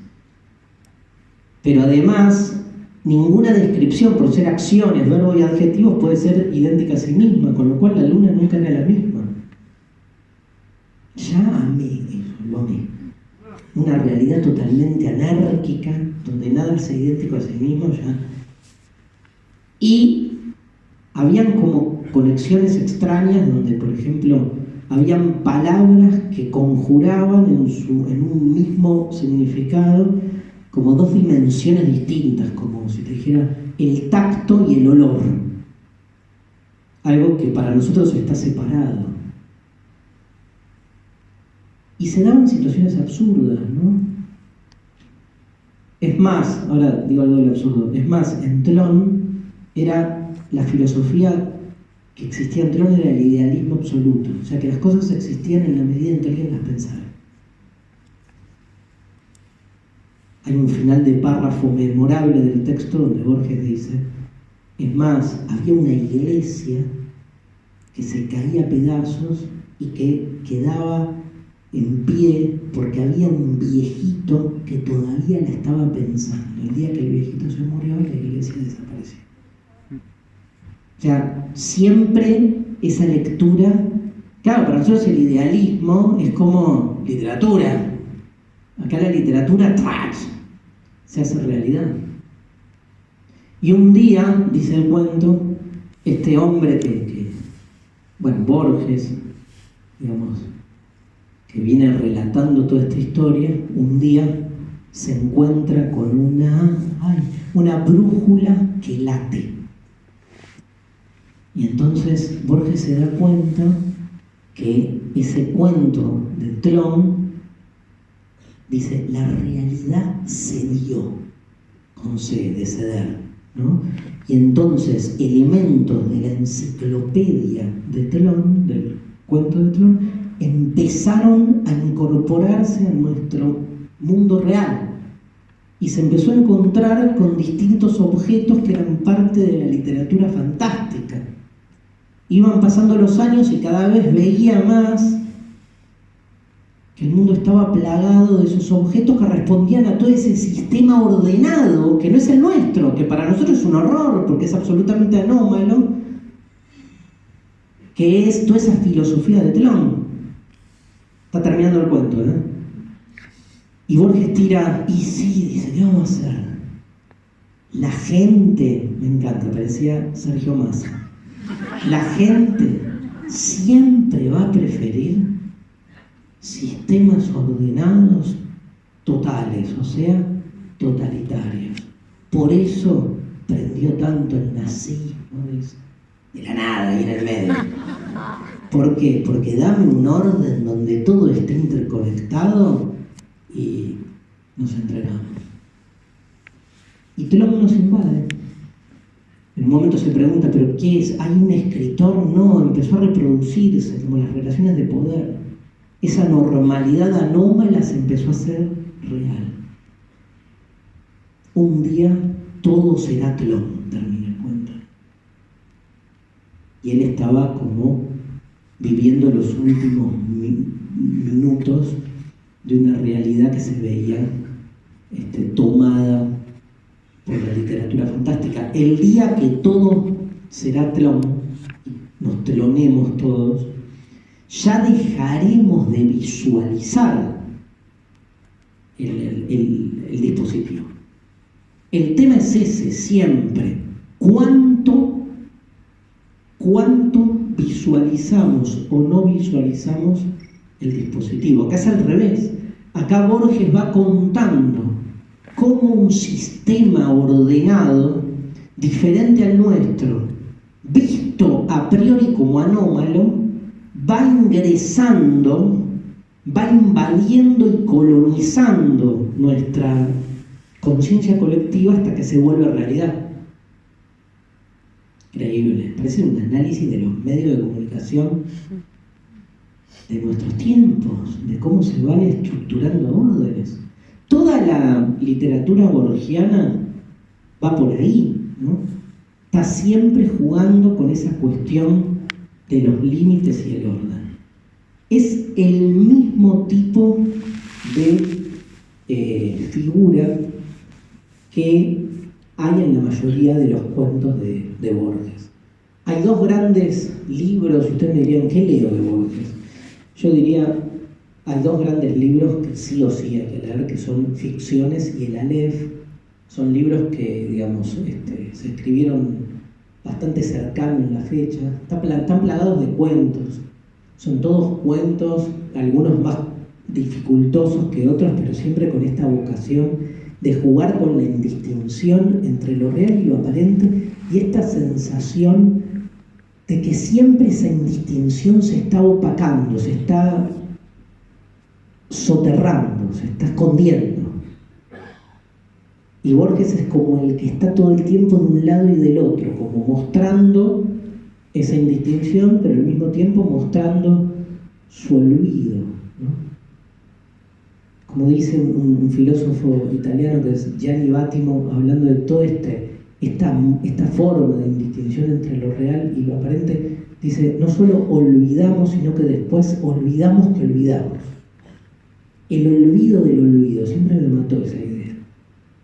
Una cosa es olvidar, uno dice, me olvidé. Ah, pero te acordás que te olvidaste, boludo, entonces no te olvidaste. Ahora, te tenés que olvidar que te olvidaste, para que la cosa funcione. ¿Sí? Hay otros cuentos que van, les traje también otros cuentos que tienen esa misma lógica. Hay un cuento de un libro que se llama El Informe de Brody, que se llama El Evangelio según San Marcos. No sé si lo leyeron. Es un cuento tremendo donde un joven termina viviendo en el campo y queda aislado viviendo con los caseros de la estancia donde está, que era una familia de gente analfabeta, y es como que en el cuento lo único que el joven encuentra para conectar con esta gente es leerles la Biblia. Y les hablaba de distintas cosas y todos les chupaban un huevo, pero cuando le empiezan a leer el Evangelio de San Marcos, logra la conexión. Y él iba viendo, bien de Borges es el cuento, él iba viendo cómo, digamos, esta gente, ¿no? Que eran analfabetos, y están descritos bien desde la aristocracia borgiana como rústicos, bien gente del campo, ignorante, pero sin embargo, digamos, la fuerza y convicción de un texto como el Evangelio, literatura fantástica si la hay, lograban conmovernos, y él iba relatando, este joven tenía 33 años, ¿no? Y va relatando a esta gente las distintas páginas del Evangelio de San Marcos, pero de alguna manera todo lo que él va contando tiene que ver con aspectos de su vida. Porque él tiene 33 años, porque un día es como que se había muerto, no me acuerdo si una nutria, qué mierda, un animal, y tipo lo resucita. Y entonces, claro, esta gente termina interpretando que él es el sujeto del relato. Final, cuento de 3 páginas. Final del cuento, el chabón abre la puerta y lo están esperando con la cruz para colgarlo, ¿no? Para crucificar. Pero de nuevo, ¿no? Esta indistinción entre lo real y lo aparente, que es esta idea de cómo uno escribe su propio destino. El Evangelio de San Marcos es un cuento menor, y sin embargo a mí me fascina, porque es esta cosa de, digamos, uno está todo el tiempo, saliendo de la metáfora, construyendo, casi lloro, construyendo su propia cruz, ¿no? Y al final esa cruz tiene que ver con lo que uno dice también, y dice de sí mismo. Lo loco es que lo que uno dice de sí mismo cree que lo dice de manera autónoma, y uno está también como aviniendo en dispositivos previos de los que uno es parte. Estructuralismo full. El otro cuento de ficciones, que seguramente deben conocer porque es uno de los más famosos,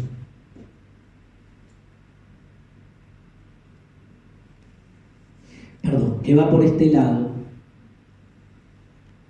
es Las ruinas circulares, ¿no?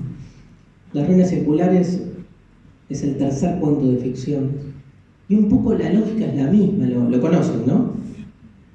Levante la mano quien conoce Las ruinas circulares, por favor. Bien, gracias. Es un cuento donde, de nuevo, lo que se juega es la conciencia, el esclarecimiento de algo que no hay que saber. Porque, de nuevo, el juego es que si sabes demasiado, la cosa no funciona. Entonces, es como que el olvido del olvido, hace falta como en algún punto cortar ahí, cortar la sensación de lucidez. La filosofía se pasa a veces en ese sentido, da demasiado, muestra demasiado. Ahora, mostrar demasiado no es que es mostrar la verdad, sino es colocarte en una circularidad que en todo caso, lo que seguro no te da es tranquilidad, que es lo que buscas con la metafísica. O sea, una metafísica revelada es literatura fantástica. Como dice Nietzsche sobre la verdad, Nietzsche en un texto que les súper recomiendo que lean, que se llama Sobre verdad y mentira en sentido extramoral, texto de 8 páginas del joven Nietzsche, inconcluso, pero está todo lo que tiene que decir. Él dice que la verdad es una metáfora, un ejército de metáforas, dice, ¿no? Porque son metáforas combatiendo entre sí. Y la metáfora que de algún modo triunfa en ese combate es la que se establece como verdadera. O sea, verdad llamamos a una metáfora de la que nos olvidamos que es una metáfora. Y lo compara, ¿saben con qué? Con el dinero. Justo, ¿no? Podríamos juntarlo con el nuevo ministro de Economía. Lo compara con la moneda. Dice, la verdad es una metáfora que funciona igual que una moneda. Cuando la moneda pierde credibilidad, ya no es más una moneda. ¿Qué es? Es un metal. En realidad, agarrar una moneda es un pedazo de bronce que tiene añadido un valor. Para que ese valor valga, hace falta un pacto. Cuando ese pacto se rompe, no sirve para nada. Como el billete de 5 pesos. Salvo que te lo confundas con uno de 500, cosa que ya me pasó 2 veces. Di un billete de 500 por uno de 5. Bueno, hice feliz a 2 personas. Pero con la verdad pasa lo mismo. O sea, la verdad es una metáfora que en la medida en que uno sea consciente que es una metáfora, no vale, no sirve. Uno tiene que inocularse esa metáfora como si fuese no justamente algo ficcional, sino como una no metáfora, clave en el funcionamiento de la verdad. En las ruinas circulares pasa lo mismo en un lugar de indistinción muy propia del ser humano y de su búsqueda imposible, que es el sueño. Volviendo a mi sueño de mierda y a otros sueños, ¿qué mundo el de los sueños, ¿no? ¿Se acuerdan los sueños ustedes? Levante la mano quien se acuerda de los sueños. Sí, a veces. No, bueno, como A una... veces, a veces. Levante la mano, esta es más difícil. ¿Quién puede despertarse y volver a dormirse volviendo a la historia que estaba soñando? Ay, no. Se trata. Sí, a ver. La persona que dice todo el tiempo a veces no sirve.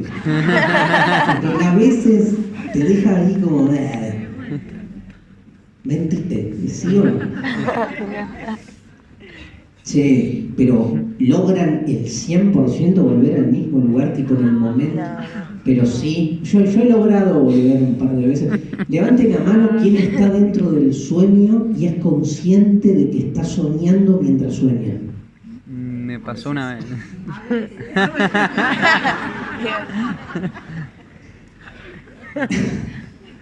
Está buena esa. Hay una... A ver, creo que lo tengo acá. Hay un texto de Nietzsche. Si encuentro esto, tengo tantas páginas acá. Un cuento de Nietzsche, dije, qué cosa. Hay un... Espera. Sí, está acá. Parágrafo 54 de la Galla Ciencia. Llegan a casa y lo buscan. Dice, qué maravillosa y nueva y a la vez qué horrible e irónica es la postura que me hace adoptar mi conocimiento frente a la existencia. Por mí mismo descubrí que la antigua animalidad del hombre, incluyendo la totalidad de la época originaria y del pasado de todo ser sensible, continuaba dentro de mí poetizando, amando, odiando, extrayendo conclusiones. Me desperté de pronto en medio de mi sueño, pero solo para tomar conciencia de que estaba soñando y de que necesitaba seguir haciéndolo para no morir. De la misma forma que el sonámbulo precisa seguir soñando para no caerse. Un choto.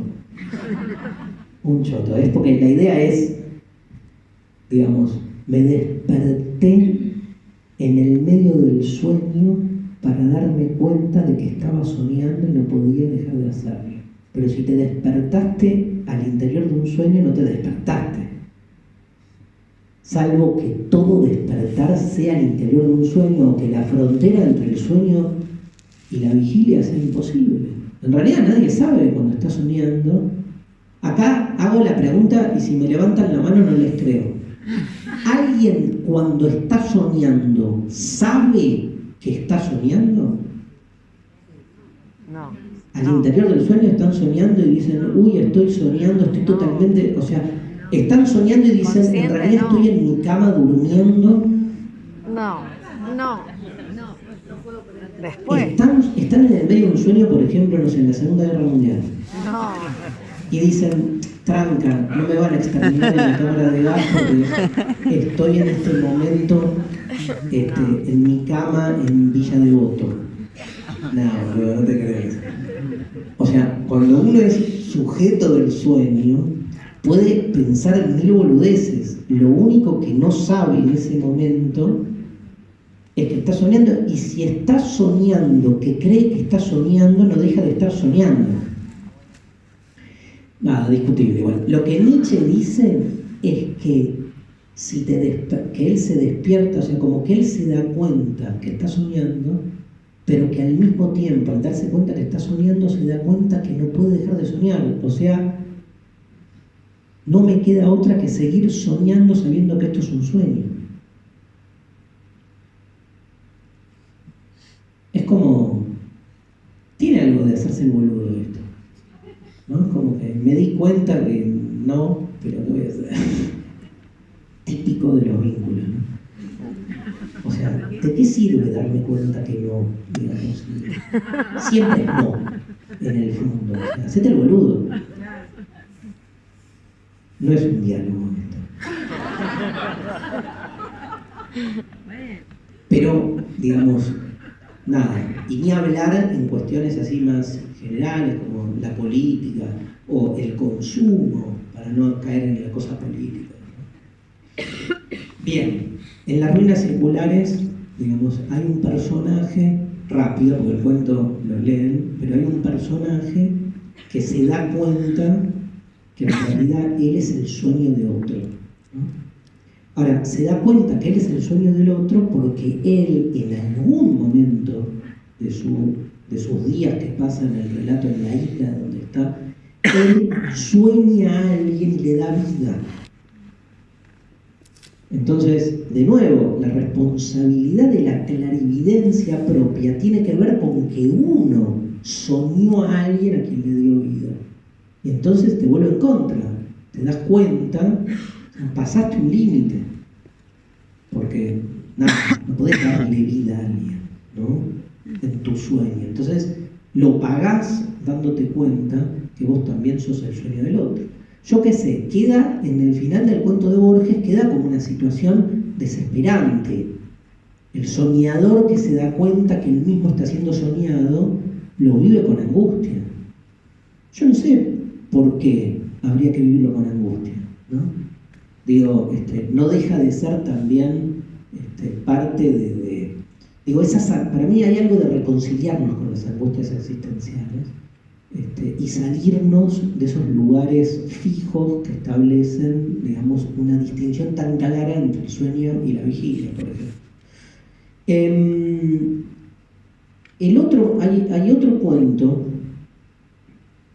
hay un montón de cuentos que no voy a llegar, obvio, pero el tema del traidor y del héroe que nombré es otro cuento donde se juega la indistinción entre lo real y lo aparente. Se los dejo, acá tiene que ver más con la historia. Emma Suns, un cuento de Laleth, donde una joven decide vengar a su padre, y también tergiversa los límites entre lo real y lo aparente, generando, o sea, asesina al responsable del suicidio, digamos así, inducido de su padre o de la muerte de su padre, pero de un modo tal que le crea toda una escena donde lo terminan acusando a este tipo asesinado por ella de haber querido violarla a ella. Pero ella para eso como que tergiversa todos los hechos para que no se visualice de nuevo, ¿no? este lugar de la indistinción. Y hay un cuento que escribe con Bioy en las crónicas de Gustav Domecq que está buenísimo. No se los voy a leer porque quiero terminar por otro lado, pero quiero que lo busquen. Se llama Esse est percipi, ser es ser percibido, y es un cuento donde lo que hace Borges es hablar de fútbol, algo que uno jamás hubiera pensado, ¿sí? Sobre todo porque no solemos homologar a Borges con lo popular. Se lo voy a leer, lo repetí. ¿Lo conocen? No.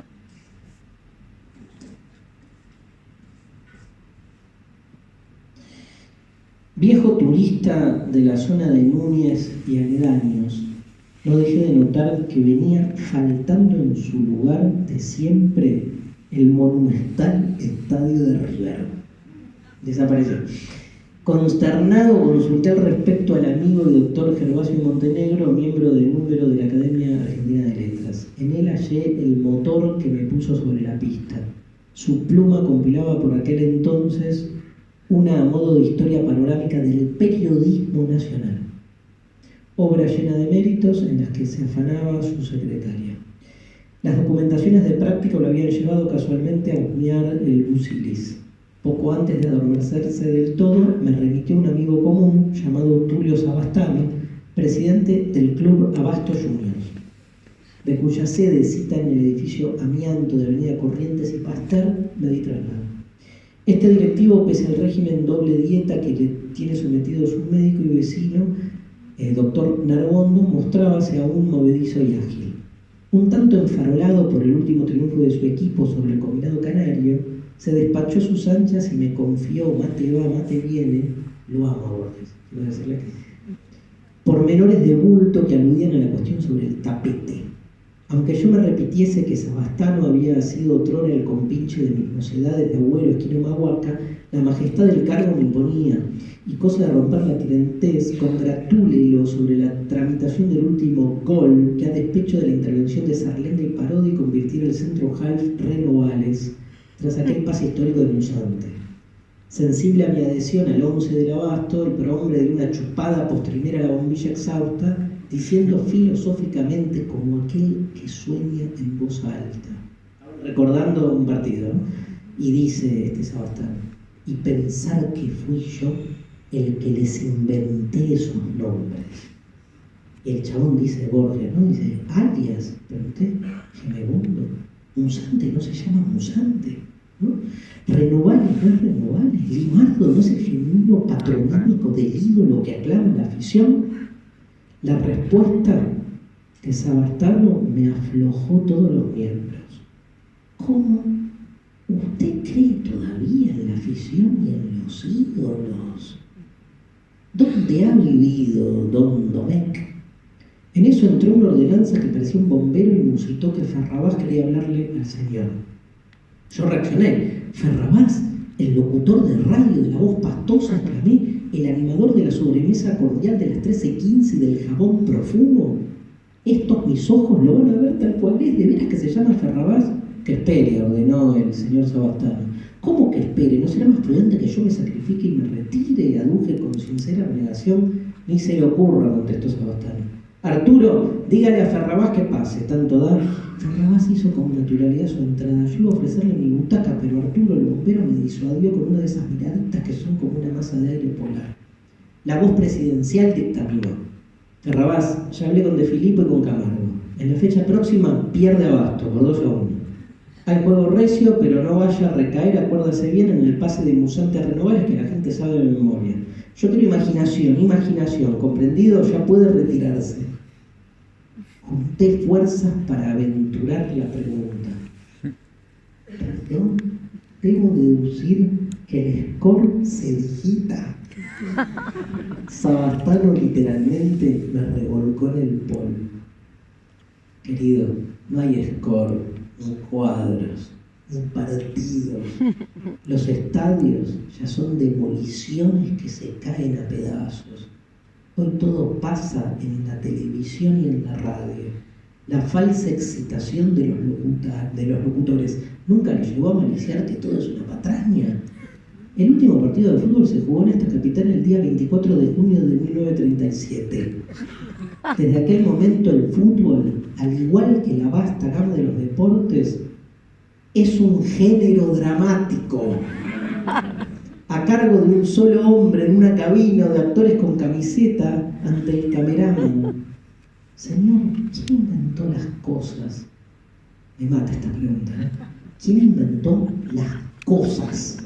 Me atiné a preguntar. Nadie lo sabe. Dice, ¿no, chabón? Tanto valdría pesquisar a quién se les ocurrieron primero las inauguraciones de escuelas y las visitas fastuosas de testas coronadas. Son cosas que no existen fuera de los estudios de grabación y de las redacciones. Convénzase, Domecq, la publicidad masiva es la contramarca de los tiempos modernos. Y la conquista del espacio es un programa extranjero, una coproducción yanqui-soviética. Un laudable adelanto, no lo neguemos, del espectáculo cientificista. Presidente, usted me mete miedo a escuchar sin respetar la vía jerárquica. Entonces, ¿en el mundo no pasa nada? Muy poco, contestó con su flema inglesa. Lo que yo no capto es unido. El género humano está en casa, repatringado, atento a la pantalla o el locutor, cuando no a la prensa amarilla. ¿Qué más quiere, Domecq? Es la marcha gigante de los siglos, el ritmo del progreso que se impone. Y si se rompe la ilusión, dije con un hilo de voz, que se va a romper, me tranquilizó. Por si acaso seré una tumba que prometí, lo juro, por mi adhesión personal, por mi lealtad del equipo, por usted, por Limardo, por Renovales. Diga lo que se le dé la gana. Igual, si nos denuncian, nadie le va a creer. Sonó el teléfono, el presidente aportó el tubo al oído y aprovechó la mano libre para indicarme la puerta de salida. tremendo. Y aparte el fútbol, ¿no? Casi como un indicio, otra metafísica, ¿no? Esta cosa de ser hincha desde la cuna, ¿no? Esta cosa también de cómo se van armando los sistemas metafísicos. Me parece, para terminar, que obviamente la filosofía es un género literario, ¿no? Un poco, si podemos llegar a una conclusión después de toda esta clase, es entender a la filosofía como un género literario que, digamos, en tanto género literario, no la desmerece.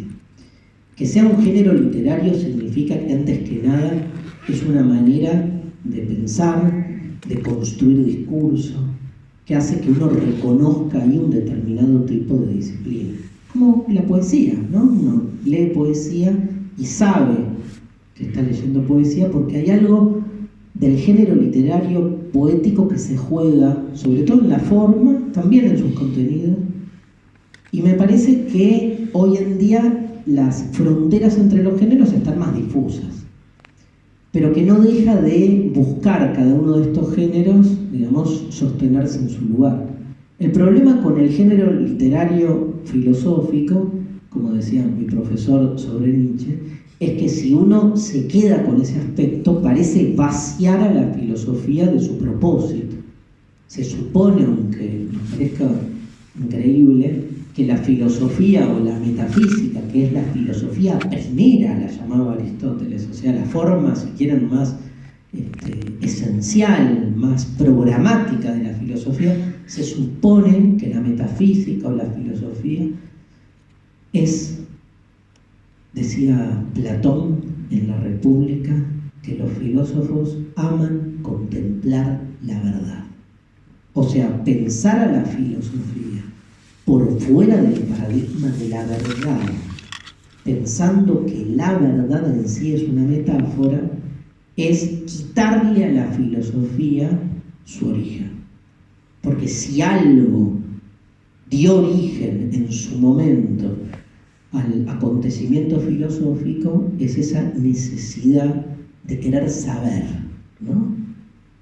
A veces nos quedamos con la etimología por ahí más pedorra de filosofía, como amar al saber, y en realidad es mucho más simple. ¿Vieron? Ustedes están acá un martes de 8 a 10 de la noche. ¿Saben por qué? Porque quieren saber. ¿Qué? No saben. Pero quieren saber. No alcanza. No alcanza la tele, no alcanza el amor, no alcanza la pedorrada de la vida cotidiana. No alcanza. No alcanza la pedorrada de la pedorrada, de lo que sea. O sea, no alcanza. Hay una sensación, hay una pretensión que me toma. Nietzsche decía, me asalta. Nietzsche, cuando habla de sus ideas, dice, yo andaba ahí caminando y me asaltó la idea del eterno retorno. ¿Cómo, boludo? Un motochorro, el eterno retorno. Me asaltó, no me pidió permiso y me tomó. Yo creo que esa necesidad de, quiero saber más porque me doy cuenta que Sabastano y otros, no los nombremos, digitadores de la realidad, incluso más allá de sí mismos, de cómo se van reproduciendo formatos. Y uno quiere saber, loco, quiero saber. En griego, quiero saber, se dice filosofía. O sea, necesito saber.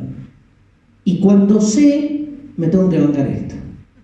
Me tengo que bancar, darme cuenta que, digamos, yo también estoy siendo soñado por otro.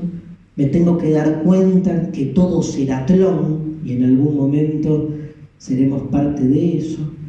Quiero saber y sé que ese deseo por el saber me saca de la comodidad, me incomoda. Entonces uno vive siempre esa tensión, queda ahí en el medio y decide permanentemente cuánto uno puede negociar con esa necesidad de lucidez, ¿no? Creo que, y termino con esto, estar 24 horas preguntándose todo y queriendo saber todo y cuestionándoselo todo, nos vuelve realmente unos tarados. y no podemos dar un paso para ningún lado. Pero más creo, y no me cabe duda, que si en esas 24 horas no nos hacemos una pregunta filosófica, nos volvemos más tarados. Es una competencia entre cuán tarados queremos ser. Muchísimas gracias.